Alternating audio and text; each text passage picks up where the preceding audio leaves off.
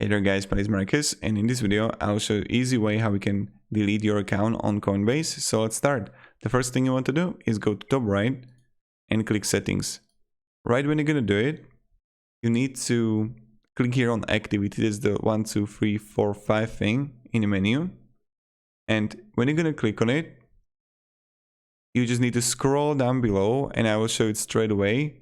Then right here, you're gonna have the close account. I have the doggy here. So, because there is like IP addresses here. So close account, withdraw funds and close your Coinbase account. This can be undone and close account. If you have any questions, guys, ask me down in comments. I hope this video helped you.